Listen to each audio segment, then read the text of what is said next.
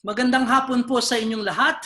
This is Brother Bobby Kitain and I will be your speaker this afternoon. But before that, let me just all welcome you to the second session of the Choices Seminar. Magtatanong lang po ako, sino po ba ang nabibless so far? Can you just give me a thumbs up sign? Yan. I know I don't see you, but if you make that thumbs up sign, at least your co-participants see you and God sees you. So I really pray that this talk will bless you even more. The title of my presentation is Who is Jesus Christ? And I want to begin by sharing with you something very personal. Nangyari po ito sa akin nung ako'y estudyante pa lamang sa college. And naalala ko po yun, I was part of this organization and we were having a general meeting. All the members were there. We were in this big room. When one of the people in the meeting, one of our members, nabalitaan namin yan na he was already taking his faith seriously daw. And true enough, during this meeting, he raised his hand and started sharing his own testimony. He started sharing how he encountered Jesus Christ in his life and how Jesus made a difference in his life. Now, kung taga-UP po kayo o alam nyo yung kultura sa UP, in UP po, pagtatawanan ka kapag you start talking about religion and all these things. And that's why all of us were laughing at him. We were snickering behind him. We were mocking him. But he just kept on. He just shared with us his own testimony about how he encountered Christ in his life.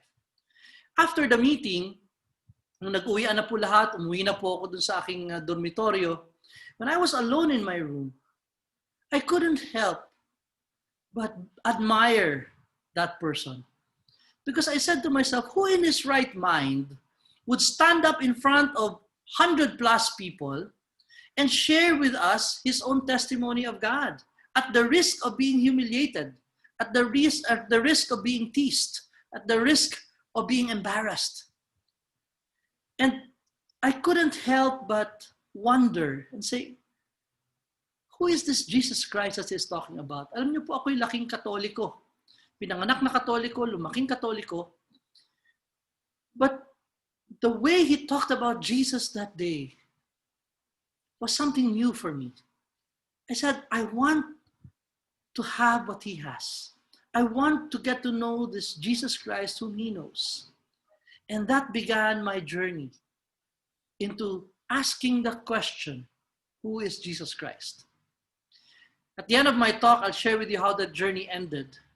But at least at the beginning of this talk, let me ask you that same question. Maybe some of you here, kagaya ko, pinanganak na Katoliko, lumaking Katoliko, pero maybe as you were listening to the talks, as you were listening to the sharings here in the Choices Seminar, you start to wonder and you start saying, who is this Jesus Christ that they're talking about? How come they speak of him so fondly, as if he's just a very close friend to them? And for some reason, a hunger and a thirst is inside of you now, wanting to know who is this Jesus Christ that they're talking about. Well, in this talk, we want to talk about Jesus. We want to talk about this man who was born more than 2,000 years ago and yet until today continues to make an impact in the lives of so many people, including my friend, the one who stood up in front of our General Assembly meeting. Who is this Jesus Christ? Well, what do we know about him? Let me share with you a brief biography. More than 2,000 years ago, a young carpenter quit his job in the small village of Nazareth. He traveled for 3 years, walking around his native land, speaking to his people. He never went more than 100 miles from his hometown, and his name was Jesus. Within 3 years, he was dead, killed on a trumped-up charge of inciting to rebellion. He died by crucifixion, which was a death reserved for criminals during his time.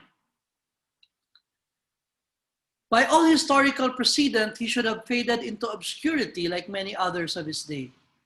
However, centuries after his death, he is the most famous, most honored, and most loved person in human history. The book that contains his life and teachings is and has been for centuries the #1 bestseller. The date of his birth, in fact, divides history into two, BC and AD. Millions today from every continent claim to be his followers. Countless others have been willing to die for their faith in him. How can we explain the impact he has had on the world today? Consider this man. He only lived for 33 years, and his public ministry lasted for only 3 years. And he even died a very humiliating and a very gruesome death, a death reserved for criminals during his time. And yet, more than 2,000 years later, so many people have followed him. So many people have died for him. So many songs have been written about him. So many books have been written about him. Who is this Jesus Christ who has touched the lives of so many people during his time, like Peter, John, James, Thomas, and Paul, and who continues to touch lives until today, including my life, and including the lives of the people who are serving in this Choices Seminar? Who is this Jesus Christ? Well, in order to understand who this Jesus Christ is, we must first understand who he is not. What are the misconceptions about him? Let me share with you some misconceptions. The first one is that he was a weakling. He was a weakling. Hindi po katakataka yan dahil kapag katuwing Biyernes Santo, ang nakikita natin madalas ay yung suffering Christ. And when we see suffering, we equate that with weakness. And so marami ang nag-iisip na perhaps Jesus was a weakling because he always suffered. He did not fight back. Well, as we would know later on as you go through the Choices Seminar, that Jesus wasn't a weakling. Some people say that he was a confused person having an identity crisis. Well, I don't know kung napanood niyo po yung musical play na Jesus Christ Superstar. In that musical play, Jesus was portrayed as somebody who had an identity crisis. Hindi niya alam kung Diyos ba ako? Tao ba ako? But Jesus didn't have an identity crisis. In fact, he knew exactly who he was. And he knew exactly what he came for in this world. The third misconception, that he was an unsuccessful political revolutionary. One of my favorite movies, if not my favorite movie of all time, is Braveheart. Talks about this Scottish hero by the name of Sir William Wallace who fought the Englishmen. And Sir William Wallace, or Braveheart, died at the end of the movie. This is a true story, by the way. He died at the end of the movie without even seeing the liberation of his beloved Scotland. Many people think that Jesus was something like that. He was fighting the Romans, he was a political revolutionary, and he died for it without even seeing the liberation of his beloved Israel. Well, Jesus was not a political revolutionary. He was fighting for something greater than politics. The fourth misconception is that he was only a great moral teacher. Now, this seems to be the most innocent and most patronizing idea of Jesus. But brothers and sisters, this is also the most dangerous. Why? Why? So what's so wrong about the claim that Jesus was only a great moral teacher? Well, my dear brothers and sisters, Jesus was not just a great moral teacher. He was something so much more. In fact, he can't just be a great moral teacher. It's either he's a liar or he is God. A great moral teacher is not even an option. What do I mean by this? Let's listen to C.S. Lewis. C.S. Lewis, one of the great Christian writers, once said, "I am trying to prevent anyone saying the really foolish thing that people often say about him. I'm ready to accept Jesus as a great moral teacher, but I don't accept his claim to be God. That is one thing we must not say. Because a man who was merely a man and said the sort of things Jesus said would not be a great moral teacher. He would either be a lunatic on the level with the man who says he is a poached egg, or else he would be the devil of hell. You must make your choice. Either this man was and is the Son of God, or else a madman, or something worse. You can shut him up for a fool, you can spit at him and kill him as a demon, or you can fall at his feet and call him Lord and God. But let us not come with any patronizing nonsense about his being a great human teacher. He has not left that open to us. He did not intend to. What is C.S. Lewis saying here? That if you consider the claims of Jesus,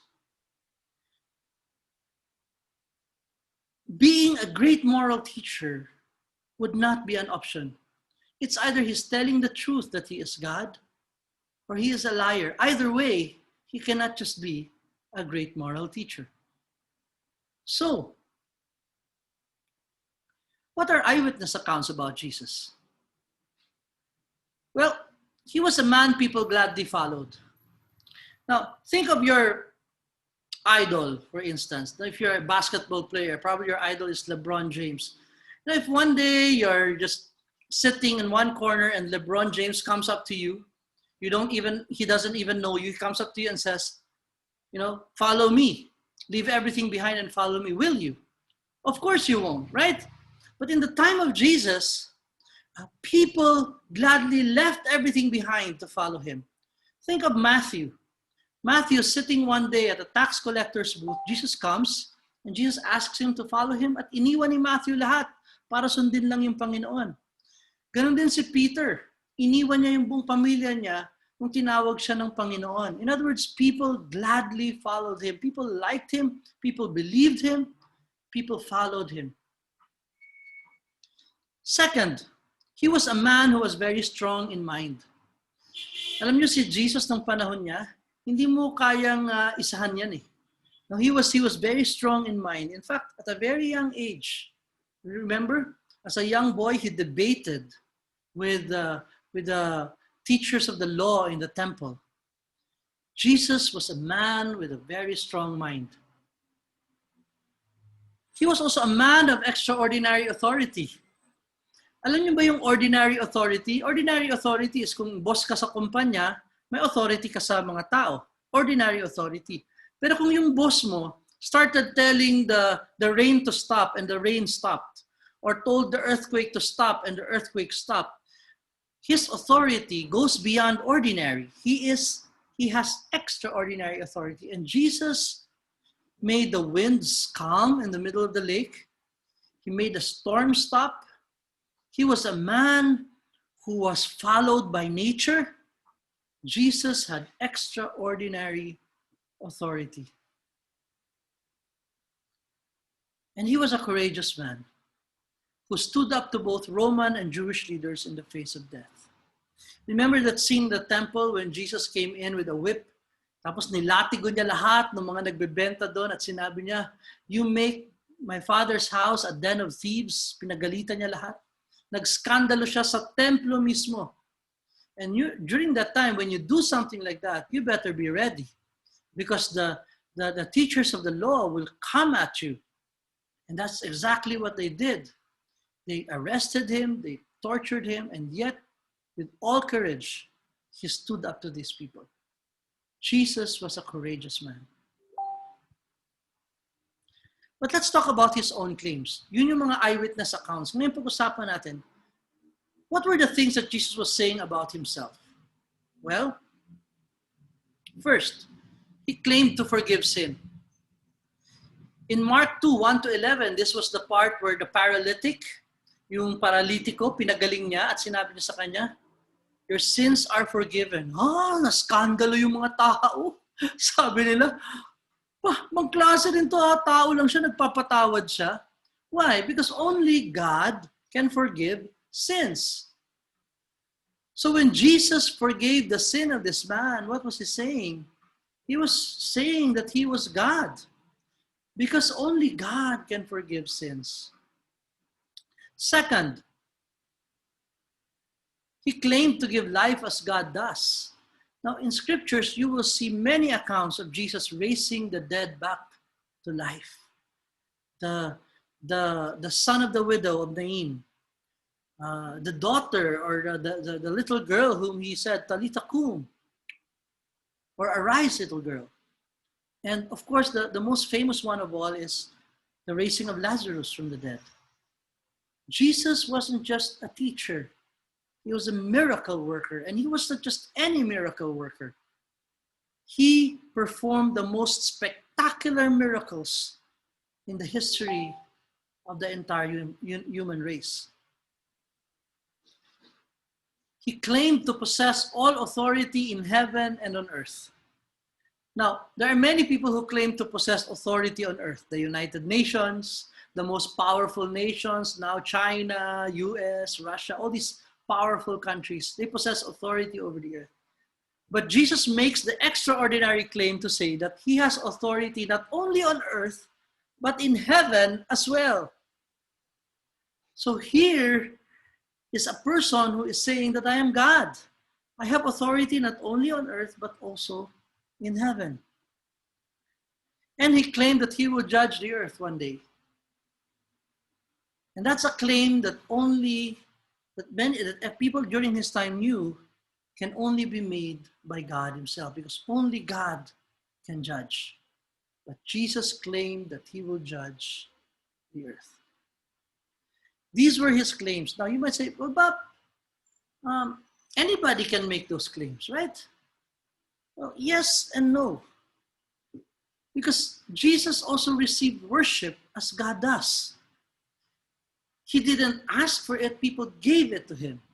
Remember Thomas? Thomas said, my Lord and my God. Now, people were saying, baka nagulat lang siya. Nung makita niya na buhay na si Kristo, nagulat siya, kaya sabi niya, my God! Parang expression ba? Well, in the first place, wala pa pong expression na gano'n nung panahon ni Tomas. And so when he said, my Lord and my God, he was really referring to Jesus as his Lord and his God. Now, if Jesus wasn't God, and it was blasphemous for Thomas to say that, dapat pinigilan ni Jesus na, huwag kang ganyan. Kakahiya ka, huwag kang ganyan, huwag mo tawagin Diyos, no? No. Jesus acknowledged the worship that was given to him by Thomas.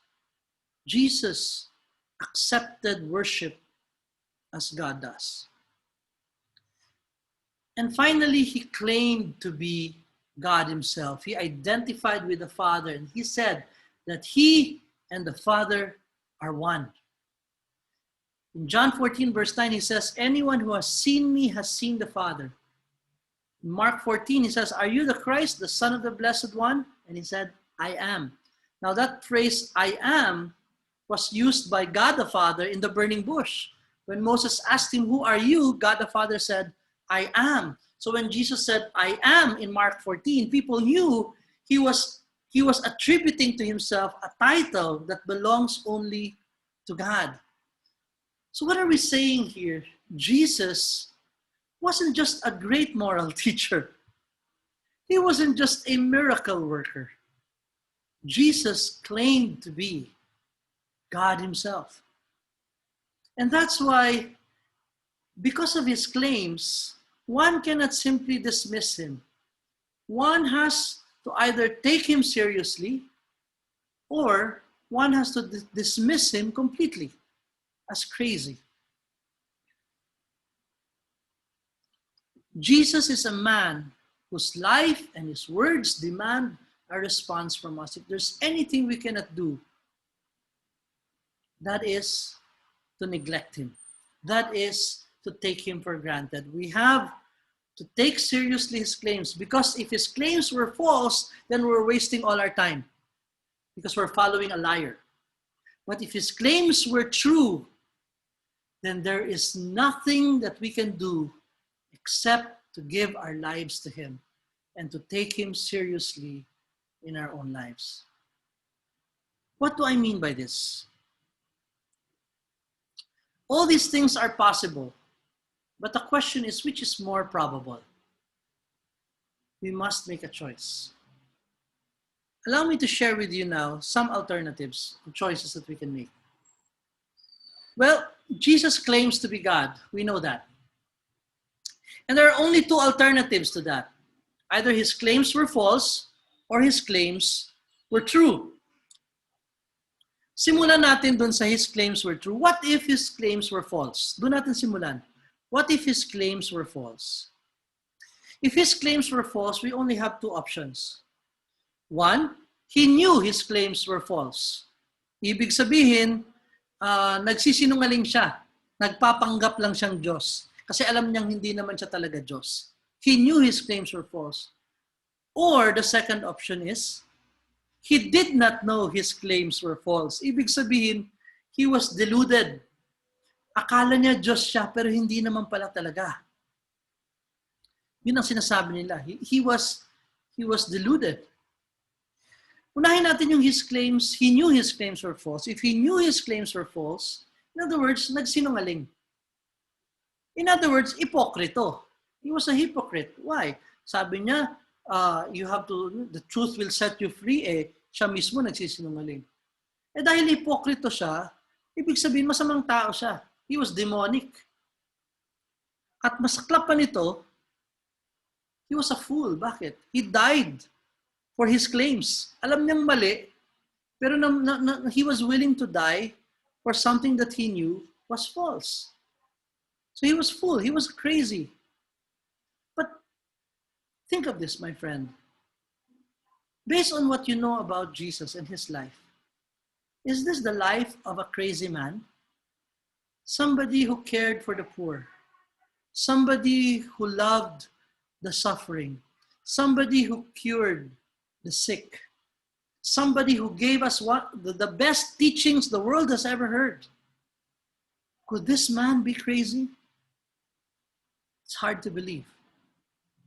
The other option is, baka naman ba hindi niya alam that his claims were false? Baka akala talaga niya, Diyos siya. In other words, he was sincerely deluded. But then again, we are led to this conclusion that he was a lunatic.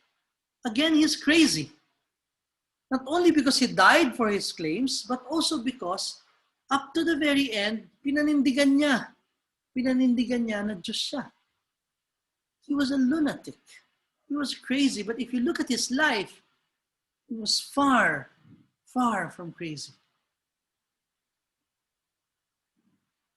The only option we have is that his claims were true. That he is Lord. He is God. And if he is God, brothers and sisters, you only have two options. You can reject him or you can accept him. There is no middle ground. And so we are left with this choice. Was he a liar? Was he a lunatic? Or was he Lord? Because if he is Lord, then we need to make some important decisions with our life. We cannot take him for granted. If he is indeed who he says he is, then we need to make some important decisions with our life. There is an invitation to accept him as Lord of your life, to follow him, to put him at center stage of your life. That is the invitation of God. But then again, the decision is up to us. For purposes of this Choices Seminar, the invitation right now, because this is just the second talk, is for you to come and see. To come and see more. And hopefully at the end of this Choices Seminar, you come to that decision point when you need to make the choice, whether to accept Jesus or to reject what he offers to you today. At the beginning of this talk, I shared with you my own testimony of how my journey started. Well, allow me to just share briefly how it ended. At that time, I was already into a lot of vices. I was into heavy drinking. I was into womanizing. I was into promiscuous sex. I was into a lot of trouble in campus at the time, when the invitation to attend a retreat came. I attended this retreat. The title of the retreat is Crossroads. And in that retreat, I encountered God in a very powerful way. And I encountered Jesus in a way that I've never encountered him before. He became so real and so personal to me that in that retreat, I gave my life to him. I accepted him as the Lord of my life. And believe me, my dear brothers and sisters, life was never the same again. I came and I saw the goodness of the Lord. My prayer for you is that you too might encounter him through this Choices Seminar, and that at the end of the seminar, you make that all-important decision that could make the biggest difference in your life. The same decision, the same choice, which many of the people in this seminar have made months and years ago. What is that choice? The choice to make Jesus the Lord of your life. It's not just any carpenter. He is a carpenter who has died and lived for you. God bless you.